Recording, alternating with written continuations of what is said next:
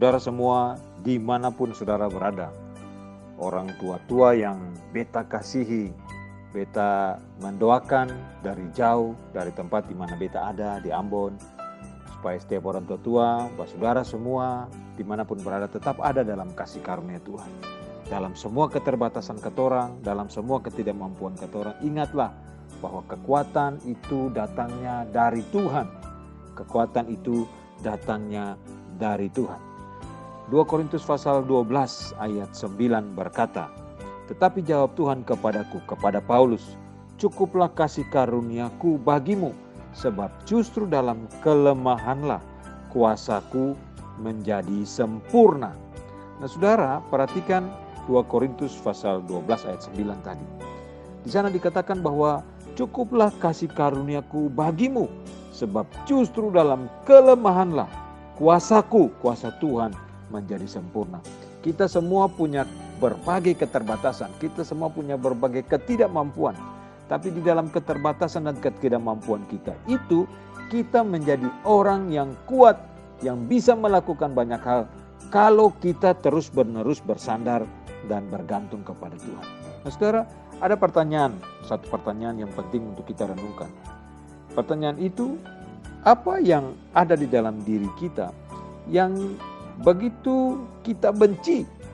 Bahkan kita lebih membencinya daripada kita membenci orang yang sombong, orang yang punya kesombongan, orang yang punya tinggi hati. Saudara, kalau kita sadar benar bahwa apa yang paling kita benci itu adalah kita selalu tidak suka terhadap kelemahan diri kita sendiri. Kita sangat membenci kelemahan diri kita sendiri. Sehingga kita selalu mencari-cari cara untuk mengurangi kekurangan pribadi kita. Betul tidak saudaraku? Hal yang paling tidak kita suka adalah kelemahan di dalam diri kita. Karena selalu kita mencari yang sempurna. Kita mengejar yang luar biasa dari sudut pandang kita sebagai manusia. Oleh karena itu seringkali kelemahan kita itu yang menjadi hal yang paling tidak kita suka. Dan kita menutup-nutupinya. Saudara, bahkan Rasul Paulus pun pernah diingatkan atau perlu diingatkan mengenai kelemahan dirinya sendiri.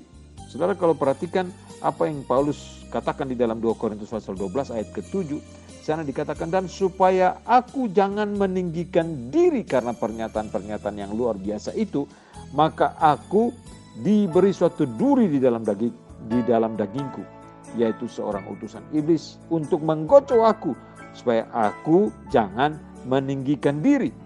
Nah saudaraku, berulang kali Paulus mengatakan bahwa ia mempunyai duri di dalam daging. Dan duri itu yang senantiasa menusuknya.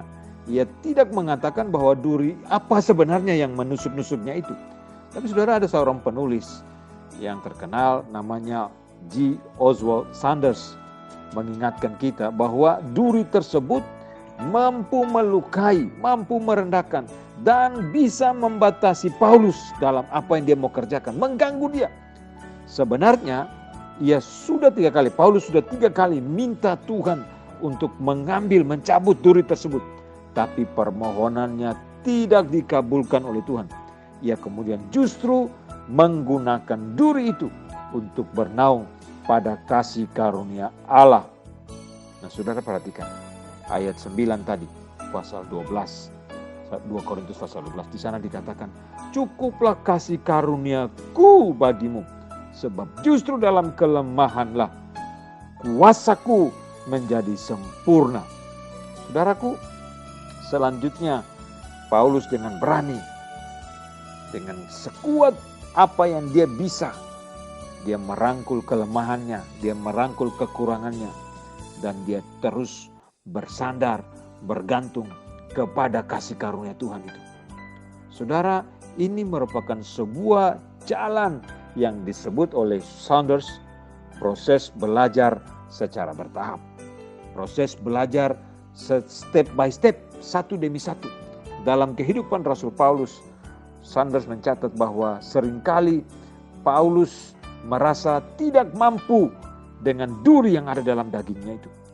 Dan seringkali Paulus menggunakan atau dia menganggap durinya yang ada di dalam dirinya itu sebagai kekurangan yang membatasinya.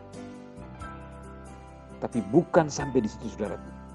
Paulus bukan cuma menganggap durinya sebagai kekurangan yang membatasinya, tapi Paulus memutarbalikan konsep itu, bahwa duri itu bukan cuma sesuatu kekurangan yang membatasinya, tetapi merupakan keuntungan ilahi, keuntungan yang Tuhan taruh di dalam dirinya, supaya dia semakin hari semakin bersandar dan bergantung kepada Tuhan.